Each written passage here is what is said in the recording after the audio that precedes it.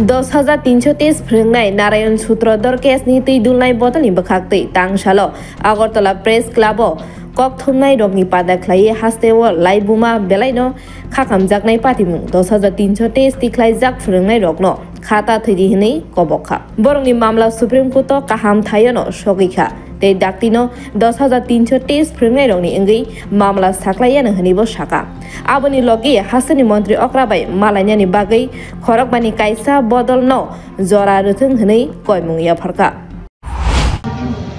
চাকরিচ্যুত 10,323 এর পক্ষ থেকে যাদের চাকরি যায়নি তারা আমরা বিগত অনেক বছর যাবত আমরা কেসে লড়ে আছি একটাই আশা আমাদের উপরওয়ালা ঠাকুর আমাদেরকে এই কেস থেকে মুক্তি দেবেন আমরা কারোর প্রতি বিশেষ আশা করতে পারি না আমরা যাদের আশায় এই আপনাদের মুখোমুখি হয়েছে কারণ বিভিন্ন সময়ে আমাদের এই রাজ্যে আমাদের যারা চাকরিচ্যুত হয়েছেন এনাদের মন ভেঙে আছে আমি ওনাদেরকে মেসেজ দিতে চাই ওনারা যাতে মন থেকে না ভাঙে কারণ অসুথামা হতো ইতি গজব এই ফর্মুলাটাই বোধহয় আমাদের আধিকারিকগণ প্রয়োগ করছেন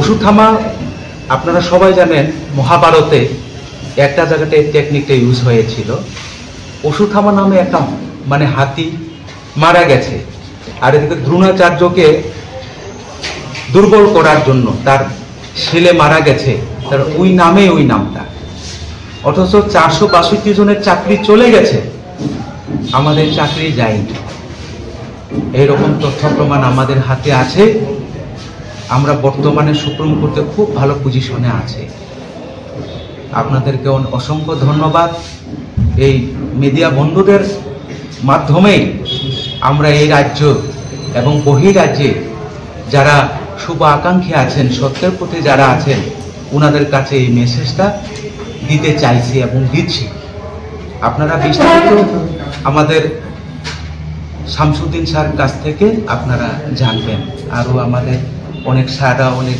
ম্যাডামরা এখানে আছেন আজকে আমরা এটার জন্যই এই সত্যতা জানানোর জন্যই যারা আমাদের অপেক্ষায় আমাদের দিকে চায়া আছেন তাদের যেন মন না ভাঙে কারণ সুপ্রিম কোর্টের এমন একটা বেঞ্চে এবার উঠতে যাইতেছে আমাদের কেসটা আমরা খুব আশাবাদী কবে নাগাদ উঠবে এই কেসটা খুব তাড়াতাড়ি উঠে যাবে হয়তো বা সামনের দিকে আর বেশি দিন দেরি হবে না 9,861 জন বঞ্চিত নিপীড়িত শিক্ষক শিক্ষিকার পক্ষ থেকে প্রথমে আমরা মিডিয়া বন্ধুদের হার্দিক অভিনন্দন জানাচ্ছি আমাদের এই দুঃসময়ে আপনারা এই যে সহযোগিতা করতেছে তার জন্য আমরা চিরঋণী এবং কৃতজ্ঞতা প্রকাশ করতেছি আমরা আজকে সাংবাদিক সম্মেলন করার মেইন উদ্দেশ্য হল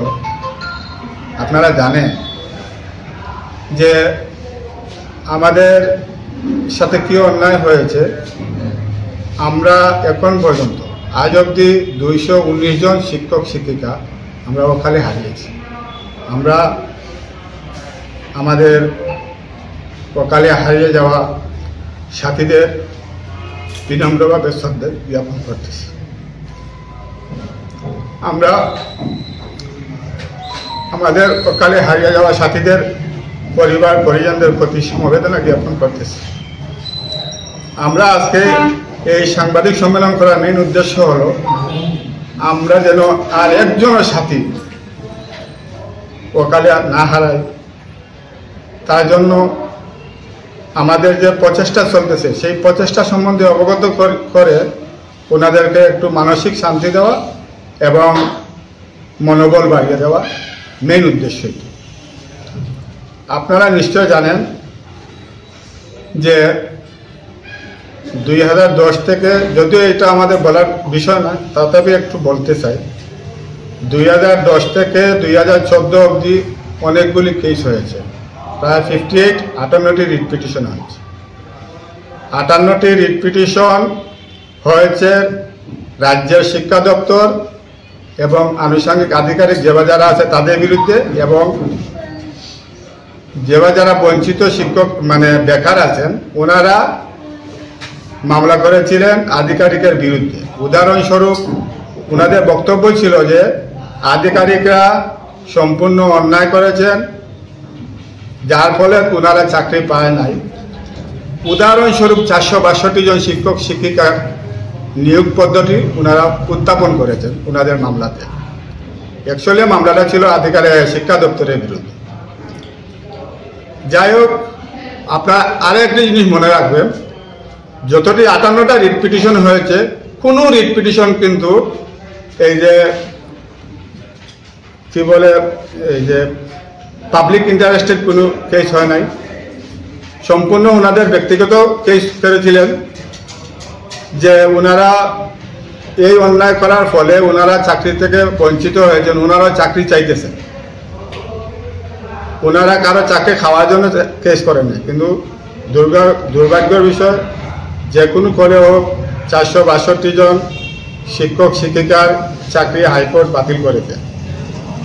পরবর্তী সময়ে জাজমেন্ট বাইরনির সাথে সাথেই আমরা আপনাদের মাধ্যমে জানতে পারলাম যে শিক্ষা দপ্তর নাকি 462 জনের জায়গায় বড় একটি সংখ্যা বানিয়ে নাম দিল, তো ওনারা 10,323। এই 10,323 নাম দিয়ে সবাইকে সাটাই করে দিল কোনো উদ্দেশ্যভাবে প্রণোদিতভাবে। যাই হোক, পরবর্তী সময়ে ওই শিক্ষা দপ্তর মামলা আপিল করলেন সুপ্রিম কোর্টে ওই শিক্ষকদের বাঁচানোর জন্য। কিভাবে ওই শিক্ষকদেরকে বাঁচানো যায় তার জন্য শিক্ষা দপ্তর আপিল করলেন সুপ্রিম কোর্টে। যে কোনো কারণবশত ওনারা হয়তো ফেলিয়ার হয়েছেন, কিন্তু ফেলিয়ার হওয়ার পরে ওনারা এই ম্যাটারটা স্টপ দিয়ে দিলেন।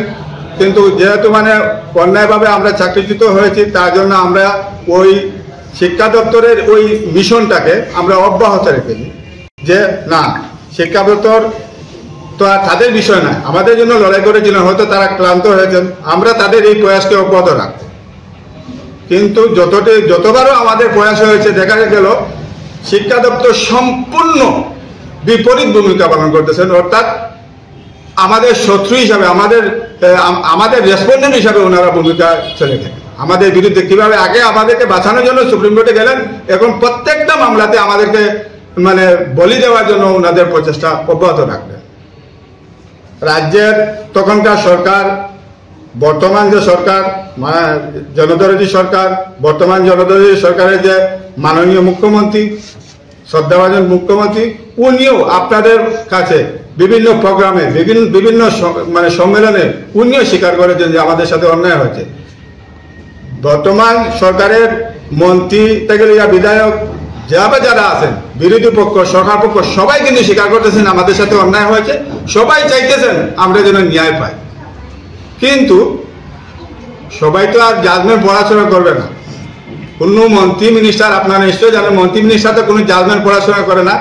জাজমেন্ট কোনো একটা জাজমেন্টের আশয় বিষয় সব ওই যে আধিকারিকরা, মন্ত্রী মিনিস্টার বিধায়ক তাদেরকে অবগত করে। কিন্তু কোথাও ওই শিক্ষা দপ্তরের আধিকারিক যারা এই সংক্রান্ত বিষয়ে মন্ত্রী মিনিস্টারকে অবগত করতেছেন, ওনারা বিভ্রান্ত এবং মিথ্যার আশ্রয় নিয়ে আমাদেরকে যে কিভাবে মানে জবাই করা যায়, আমাদেরকে কিভাবে বলি দেওয়া যায়, সেই উদ্যোগ নিতেছেন শিক্ষা দপ্তর।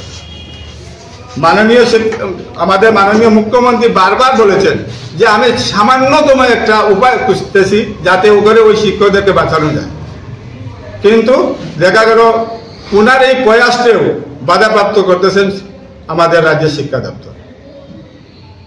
তো আমাদের বর্তমানে অনেকগুলি মামলা চলতেছে। আপনারা হয়তো বলবেন যে মামলা তো আপনারা বারবার করলেন, কোনোবারও তো মামলা সফল পাইলেন না। হ্যাঁ, আমরা সফল পাই নাই, ঠিক আছে, কিন্তু আমাদের বক্তব্য হলো আমরা হয়তো মাননীয় আদালতকে সঠিকভাবে বোঝাতে পারি না। আমাদের ব্যর্থতা আমরা স্বীকার করতেছি, আমরা সঠিকভাবে বোঝাতে পারি না যে অনেক তথ্য প্রমাণ আছে শিক্ষা দপ্তর কিভাবে আমাদের সঙ্গে জালিয়াতি করেছে। যাবতীয় তথ্য প্রমাণ আমরা আদালতের কাছে জমা দিব। আমাদের বিশ্বাস আদালত সঠিক ন্যায় বিচার করবেন। তো আমরা আমাদের এই বক্তব্যকে ছোট্ট একটি কাগজে লিখে আনেছি, আপনাদেরকে শোনাচ্ছি। আজকের ব্যুরো রিপোর্ট, খুমপুই।